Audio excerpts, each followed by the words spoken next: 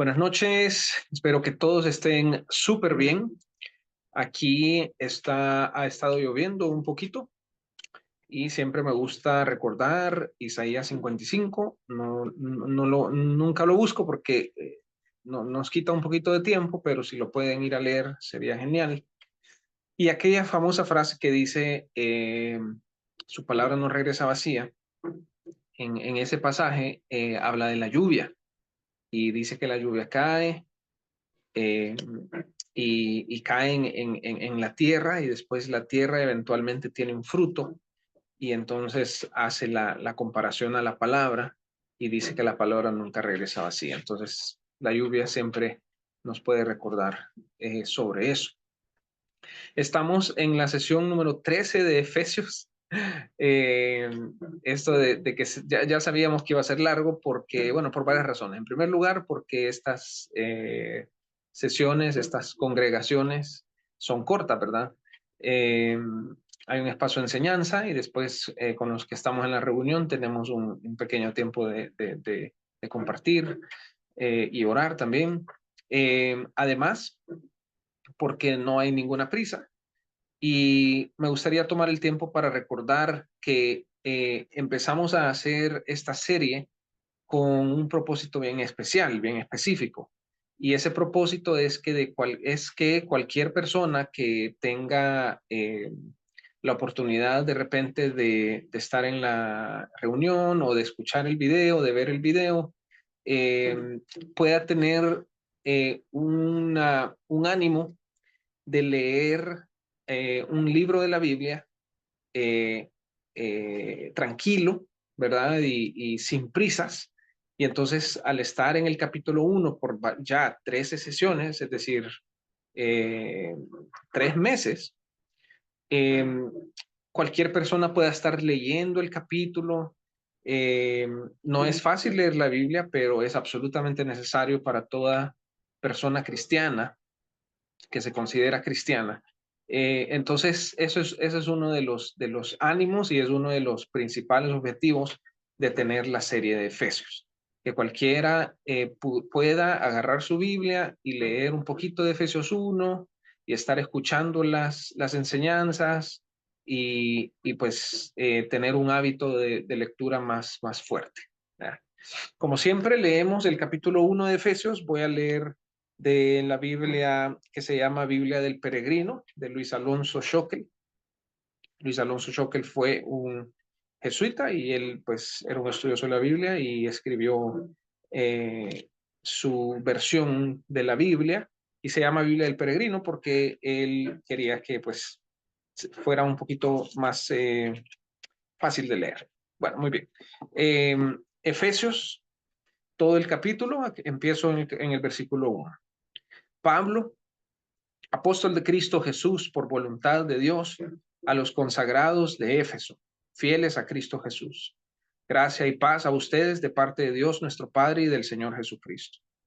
Bendito sea Dios, Padre de nuestro Señor Jesucristo, quien por medio de Cristo nos bendijo con toda clase de bendiciones espirituales del cielo. Por él, antes de la creación del mundo, nos eligió para que por el amor fuéramos consagrados e irreprochables en su presencia.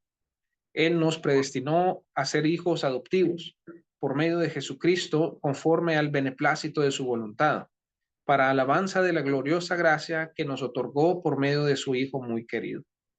Por él, por medio de su sangre, obtenemos el rescate, el perdón de los pecados, según las riquezas de su gracia derrochó en nosotros toda clase de sabiduría y prudencia, dándonos a conocer el misterio de su voluntad, establecido, establecido de antemano por decisión suya, que se realizaría en Cristo en la plenitud de los tiempos, que el universo, lo celeste y lo terrestre, alcanzaran su unidad en Cristo.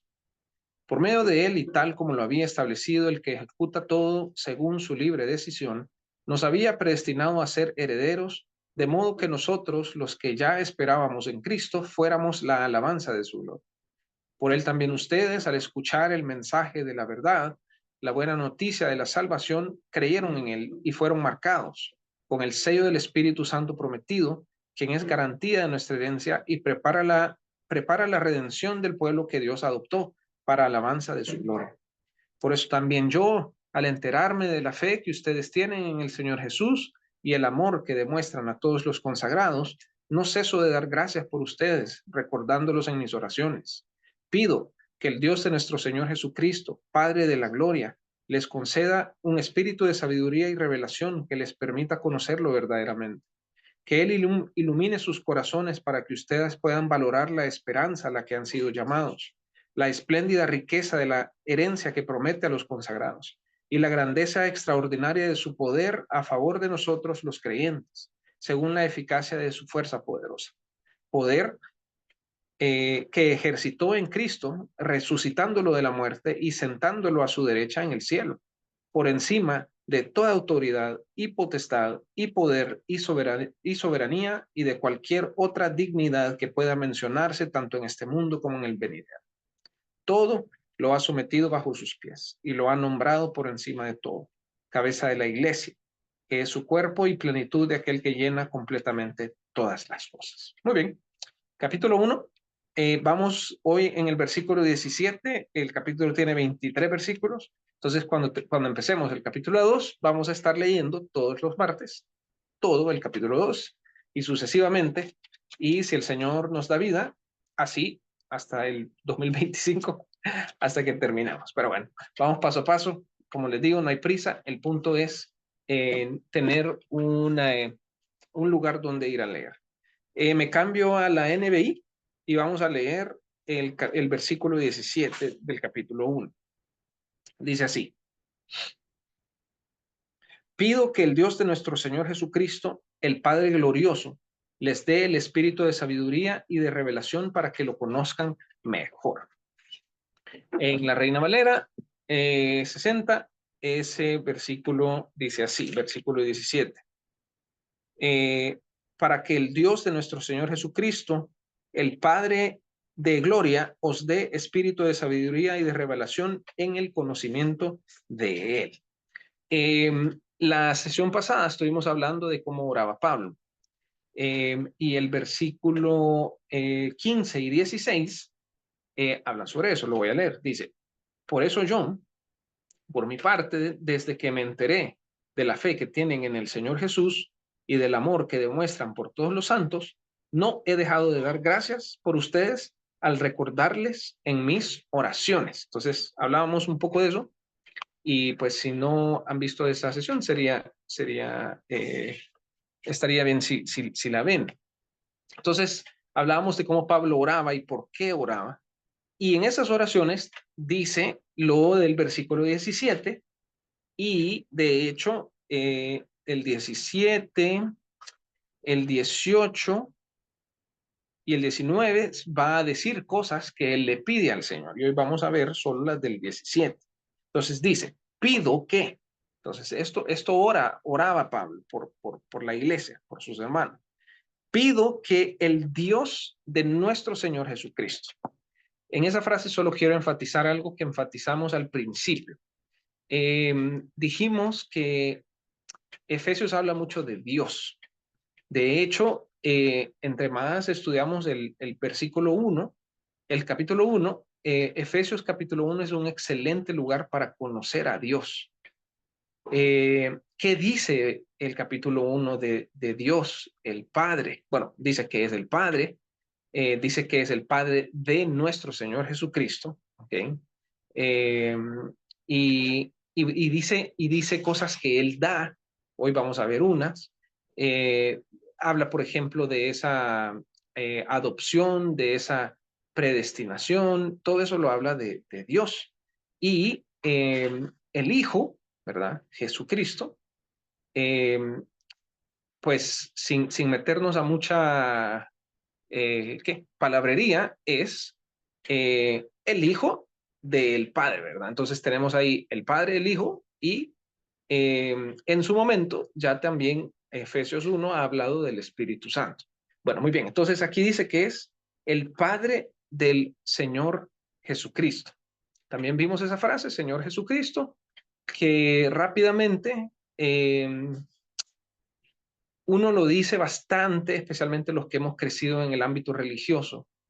de cualquier tipo, ¿verdad?, que use la Biblia, que hable del Señor, esa frase Señor Jesucristo la usamos así como sinónimo de Jesús o sinónimo del Hijo, pero en realidad es una frase que encapsula una idea poderosa que es que Jesús, el humano, ¿verdad?, el encarnado, es el Cristo, que significa el Mesías, y aquí la palabra Cristo trae todo ese bagaje del Antiguo Testamento. Pero no solo eso, sino que es el Señor. O sea, Él es el creador, Él es el soberano, ¿verdad? Ese Dios del Antiguo Testamento es Jesús, eh, y Él reina. Y a pesar de todo lo que vemos enfrente a nuestros ojos, toda la crueldad, toda la maldad, y también lo que vemos adentro de nuestros corazones, ese deseo de pecar, esa falta de perdón, ese orgullo, etcétera, etcétera, ¿verdad? El Señor reina sobre todo eso aún ya por su resurrección, por su resurrección. Entonces, la frase Señor Jesucristo tiene mucho de dónde sacar. Entonces dice que es el Dios. Versículo 17, pido que el Dios de nuestro Señor Jesucristo. Y después dice otra frase, el Padre, aquí en la NBI dice Padre glorioso, pero la frase literal es Padre de gloria. Una vez más, hago el comentario de que la Reina Valera es bien apegado a esas frases. Entonces, si a alguien pues le gusta, ¿verdad?, que sea bien apegado a cómo eran las palabras y las oraciones, la Reina Valera 60. Bueno, todas las Reinas Valeras son bastante apegadas. Y la NBI y otras, pues toman ciertas decisiones, no necesariamente malas, ¿verdad? Pero no son así como tan literales como va la oración. Ahora, hablamos ya de la palabra gloria y solo quiero decir en qué versículo. Aquí en la Reina Valera dice de la gloria en el versículo del capítulo 1. Era una frase bien larga. En el versículo 6 decía la alabanza de la gloria de su gracia. Bueno, si están interesados, pueden regresar a buscar en esos videos que tenemos en YouTube y en Facebook sobre esa frase, alabanza de la gloria de su gracia. Y ahí estudiábamos la palabra gloria. La palabra gloria es una de esas palabras, una vez más, que decimos sin mucho pensarlo. En la iglesia, bueno, por ejemplo, cuando yo crecí en una iglesia conservadora, se le pudiera llamar bautista, de la misión centroamericana. Eso significaba que todo era muy solemne. Esa solemnidad me dio muchas lecciones a tomar en serio los tiempos con Dios, a tomar en serio el tiempo de lo que llamamos Santa Cena, ¿verdad? De tomar el pan, tomar la copa, comer el pan y muchas cosas buenas. Pero de repente había ciertos hermanos que como que se salían del guión, ¿verdad? Y no eran tan solemnes. Y me acuerdo que había un hermano que gritaba, ¡Gloria a Dios! Entonces, esas experiencias de repente se pegan a la mente y, pues sí, digamos, a la religiosidad de cada uno. Y entonces yo me quedaba como, entonces uno dice gloria a Dios como cuando, no sé, como cuando se dice algo en el culto que es algo como bien bonito o es algo que exalta a Dios, entonces el hermano grita, gloria a Dios. Entonces, ese tipo de cosas uno las aprende, eh, pero no tenemos no tenemos esa, que logramos asir, ¿verdad? Que logramos agarrar muy bien el significado de la palabra. Entonces, la palabra gloria es una de esas. La palabra gloria en su idea más básica significa peso. La imagen, una imagen que me gusta compartir es cuando se terminó el tabernáculo allá al final del Éxodo, del libro del Éxodo. dice que la gloria llenó el tabernáculo. Y lo mismo pasó cuando Salomón terminó el templo y lo dedicó. Dice que la gloria llenó el templo. Y dice que nadie podía entrar porque la gloria había llenado el templo. Entonces, en su idea más básica, la gloria es eso, ese peso de Dios, por supuesto, que cubre todo y digamos que nadie puede mover, es algo que no se puede empujar, ¿verdad? Traduciendo esa idea a algo más cósmico, algo más global, algo más en su totalidad de la vida. La gloria es eso de Dios que nadie puede mover. Por ejemplo, eh, se dice dice en Hebreos, en el capítulo 1, de que Jesús es el resplandor de la gloria de Dios. ¿Quién mueve a Jesús? Nadie puede mover a Jesús. ¿Quién evitó que Jesús fuera a la cruz? Nadie.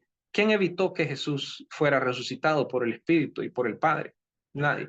Entonces, esa gloria es algo que existe en Dios y es, en su forma más básica, una vez más, como lo más pesado que existe, pero, pero traduciéndolo ¿qué? A la vida, es eso de Dios que nadie puede mover.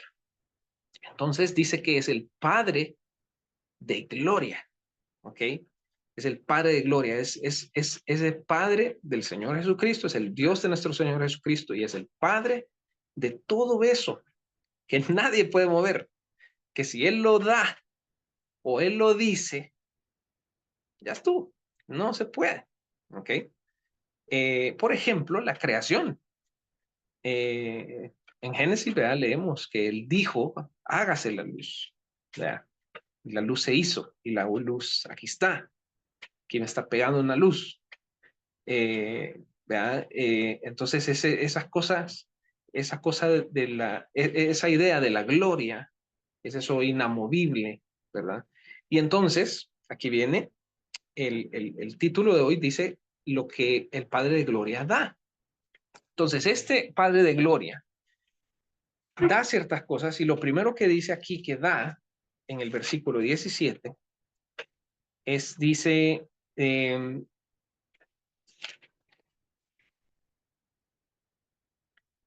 eh, que da un espíritu de sabiduría, ¿ok? Y dice, un espíritu de sabiduría y revelación. Bueno, entonces vamos. Esto que el Padre de Gloria nos da es algo que si Él lo da, nadie lo puede mover, ¿ok? Nadie te lo puede quitar. Eh, y si alguien te lo puede quitar, es el que te lo dio. Eh, y dice que es un espíritu de sabiduría. Esa palabra espíritu no es el Espíritu Santo, ¿ok? Es una forma de, de decir que tengamos o que estemos llenos de sabiduría, ¿ok? Que tengamos una llenura de sabiduría. Eh, por ejemplo, voy a dar un ejemplo bien sencillo.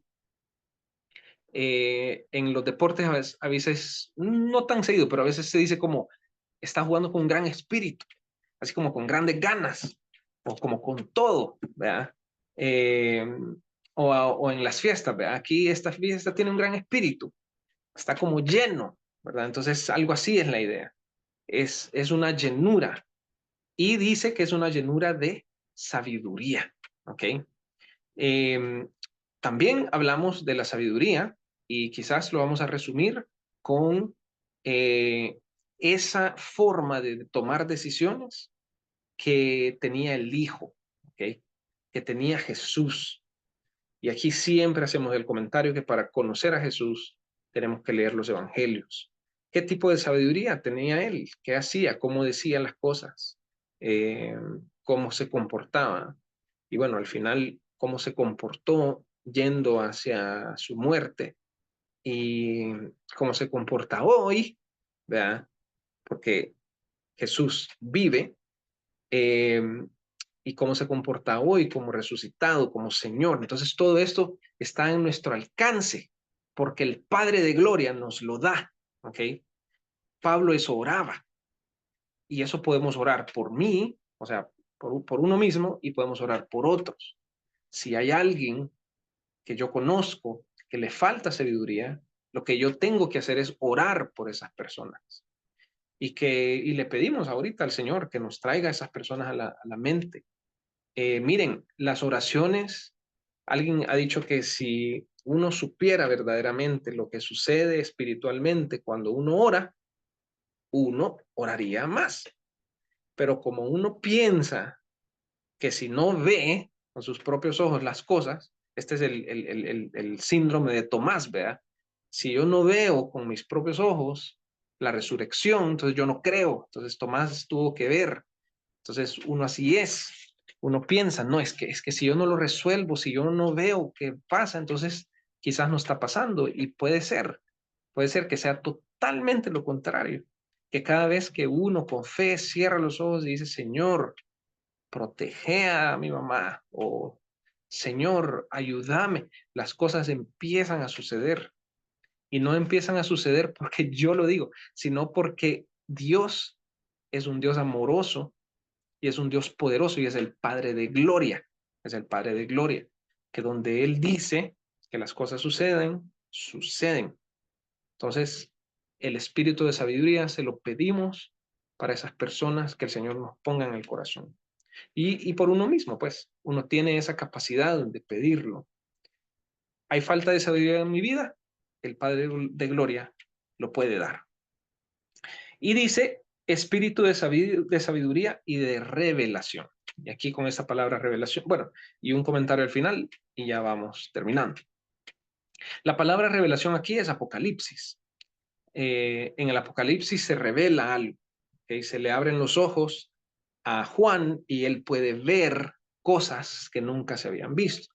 Ahora, hoy yo quiero presentar dos formas de ver, dos formas de entender esta palabra, revelación. Eh, una de las formas es un poco peligrosa porque hay personas que consideran que hay un nivel espiritual que uno puede llegar donde Dios te habla y te muestra cosas que no le muestra a nadie más. Eso es peligroso porque uno puede pensar que uno es súper especial, que uno tiene, no sé, una súper espiritualidad y lastimosamente hay muchas de estas personas y de repente ya andan llamándose apóstol tal y así, ¿verdad? Y ya tienen otro tipo de mentalidad al punto que casi que se les oye que dicen yo soy igual que Jesús y ustedes no, porque yo tengo el espíritu de revelación. Bueno, eso es una forma de verlo. Es un apocalipsis así como cabal, súper especial para hombres y mujeres súper especiales. Es peligroso. La otra forma de ver la idea de revelar es que Dios nos abra los ojos a ver y entender lo que ya fue revelado por Dios, especialmente en la Biblia. Yo sé que a todos nos ha pasado que leemos un pasaje por primera vez y, o sea, medio entendemos y digamos que sentimos, o un sermón que habla sobre ese pasaje, pero de repente se llega en algún momento que Dios nos abre los ojos y decimos, wow, no había entendido eso y hoy lo comprendo. Entonces, en mi opinión, ese es el espíritu de revelación, especialmente por la frase que sigue después. En la Reina Valera dice correctamente, siguiendo la frase, como es el original, dice de espíritu de sabiduría y revelación, y dice en el conocimiento de él. Esa preposición en ya la hemos visto porque decimos que dice que estamos en Cristo, estamos situados en Cristo, estamos posicionados en Cristo. Entonces esa revelación es en el conocimiento de Él, de Dios, del Padre de Gloria, ¿ok? No es una revelación especial solo para los, pues sí, súper espirituales. No, es que en el conocimiento de Él podamos entender, ¿ok? Y miren, cosas bien básicas. Si uno no lee la Biblia, eso no sucede. O sea, tan sencillo como eso.